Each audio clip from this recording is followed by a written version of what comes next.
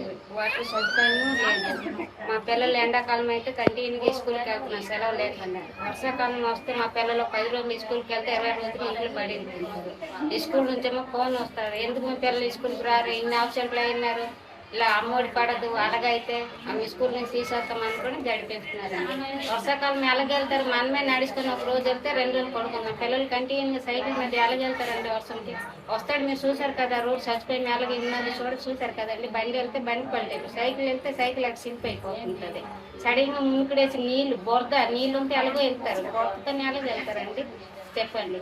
ఆ నీళ్లు సదుపాయం లేదు. ఇప్పుడు 7-8 నెలలు అయింది, కొల వేసినారు కానీ నీళ్ళు రావట్లేదు. చెప్పితే అయిపోతే వేస్తాము రేపు వేస్తున్నారు అనుకుంటున్నారు కానీ ఎవరు కొల నీళ్ళు అంటే ఇప్పుడు దగ్గర సప్లై చేయలేదు.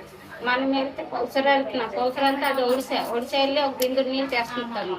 లేకపోతే పిల్లలు సదుపాయం స్కూల్ సెలవు నుంచి వస్తే వెళ్ళి 10 రూపాయలు ఇచ్చి ఒక క్యాన్ ఒకటి తెచ్చి తాగుతుంటాం. లేకపోతే అగ్గులూరు నుంచి ఒక బిందుడు నీళ్ళు తెచ్చి తాగుతుంటాం.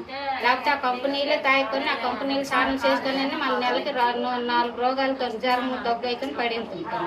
ఈ ముసలాములు తప్పక ఆ నీళ్ళే తాగుతుంటారు, ఆ నీళ్ళే స్నానం చేస్తుంటారు.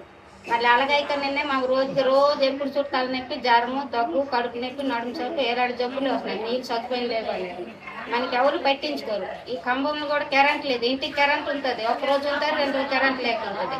ఖమ్మంలో ఇప్పుడు 6-7 నెలలు అయింది కానీ కరెంట్ లేదు. చెప్పి తీపోతే వస్తారు, రేపు వస్తారు, బాగు చేస్తున్నారు కానీ పొద్దులు ఏడు చేస్తున్నారు కానీ మనకి ఎవరు ఎంతో ఏడు పట్టించుకోరు. నేను ఎంతకు ముందు ఈ రోజు నేను పెళ్ళి అయ్యి 16 సంవత్సరాలు అవుతున్నది. నేను రాకముందు ఇది ఒక పెద్ద ఒక ఇల్లు రాకముందు, నేను పెళ్ళి అయ్యాక వచ్చిన తర్వాత ఏమో ఇప్పుడు 12 పేరుకి 12 ఇల్లు ఉన్నది. కానీ ఇల్లులు మాత్రము 7 మంది ఉన్నాము. ఇంటికి ఒక్కొక్క ఆడపిల్లలే ఉన్నారు, మగపిల్లలు ఎవరు లేరు.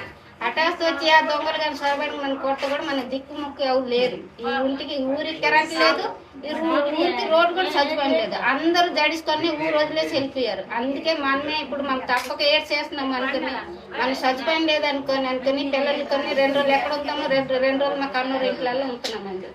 అదేనే దయచేసి రోడ్డు కొంచెం సదుపాయం చేయండి, వాటర్ కొంచెం సదుపాయం చేయండి, కరెంట్ సదుపాయం చేయండి, ఇదే మన కోరిక. నా పేరు శివాని, మాది బెప్పూర్ అండి. మాకు ఎటువంటి సదుపాయాలు లేవు, వాటర్ ప్రాబ్లం చాలా ఎక్కువగా ఉంది. నేను పుట్టినప్పుడు కా నుంచి ఇదే వాటర్ తాగుతున్నాము. కొన్ని 5వ నెల మాకు అంటే ట్యాప్లు వచ్చాయి, వాటర్ వచ్చిందని చెప్పారు. దాని కారణంగా మాకు ఇంతవాటికి ట్యాప్లు వేసారే కానీ వాటర్ మాత్రం రావడం లేదు. ఇంతవాటికి ఎవరు పట్టించుకోవడం లేదు కూడా. చాలాసరికి చెప్పాము మాకు వాటర్ రావడం లేదు.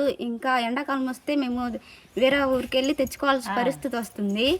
మేమైతే ఏదోలా ఒకలా తెస్తున్నాం, ముసలోళ్ళు ఇలాంటి వాళ్ళు తేలేరు కదా. మాకు మళ్ళీ ఎక్కడికి వెళ్ళాక తెలియక వాళ్ళు కూడా ఈ వాటర్ తాగుతున్నారు. ఇప్పుడు ఏంటంటే దీంట్లో పాములు, కప్పలు, పురుగులు కూడా అప్పుడప్పుడు కనిపిస్తుంటాయి. మళ్ళీ ఏం చేయక తెలియక ఇదే వాటర్ అందరూ తాగుతుంటారు. ఇదే వాటర్ తాగడం వల్ల అప్పుడప్పుడు జ్వరం ఇలాంటివి చాలా వస్తున్నాయి. అవి కూడా హాస్పిటల్కి ఇక్కడెక్కడ దగ్గరగా లేవు, వెళ్ళాలంటే ఇచ్చోపని వెళ్ళాలి. చాలా కష్టం అండి మాకు. నా పేరు లావణ్య, నేను 8వ తరగతి చదువుతున్నాను. ఇచ్చాపురం మున్సిపల్ గర్ల్స్ హై స్కూల్లో చదువుతున్నాను. నేను ప్రతిరోజు సైకిల్పై స్కూల్కి వెళ్తున్నాను. ఒకవేళ వర్షం పడేటట్లయితే స్కూల్కి వెళ్ళకుండా ఇంట్లోనే ఉంటున్నాను. మా ఊరు రోడ్లు బాగాలేనందువలన స్కూల్కి వెళ్ళకుండా ఇంట్లోనే ఉంటున్నాము. ఒకవేళ ఆటోలు, బస్సులు ఏమొచ్చినా సరే మధ్యలోనే ఆపేస్తున్నారు దిగిపోండి అనేసి. ఏమి రానిందువలన మేము ఎక్కడికి వెళ్ళకుండా ఇక్కడే ఉంటున్నాము. ప్రభుత్వాన్ని మేము కోరజాల్సినది ఏమంటే మా ఊరు రోడ్లు, కరెంటు బాగా చేయాలని కోరుకుంటున్నాను. నా పేరు కుంది నీలవేణి, మాది బాలకృష్ణపురం ధర డెప్పూరు. అక్కడ నుంచి ఇక్కడ రోడ్డు వేయాలందువలన రోడ్డు వేయాలని ప్రభుత్వాన్ని మేము కోరుచున్నాము. అక్కడ నుంచి ఇక్కడ రాలేకపోవడానికి చాలా ఇబ్బందిగా ఉంది. రోడ్డు లేనివందువలన ఇబ్బంది పడుతున్నాం. మేము వెళ్ళి రాకపోరలకు మేము పొలాగట్ల మీద నుండి వస్తున్నాం. అందువలన ప్రభుత్వాన్ని రోడ్డు వేయాల్సిందిగా కోరుచున్నాం. పాములు ఏవి కరిచినా సరే అంబులెన్స్ రావడానికి చాలా ఇబ్బందిగా ఉంది. అందువల్ల మేము చికిత్స పొందలేకపోతున్నాము. దయచేసి ప్రభుత్వాన్ని కోరుచున్నాం రోడ్లు వేయాలనేసి. మేము తెలుగులో న్యూస్ కి ఫాస్టెస్ట్ యాప్ ఇప్పుడు టోటల్లీ న్యూ అవతార్లో జస్ట్ 5 seconds లో కంప్లీట్ న్యూస్. సోషల్ మీడియాలో ట్రెండ్స్ కి one stop solution. Live TV app voice search option తో ఇప్పుడే డౌన్లోడ్ చేయండి లేదా అప్డేట్ అయిపోండి. యాప్ లింక్ డిస్క్రిప్షన్ లో ఉంది.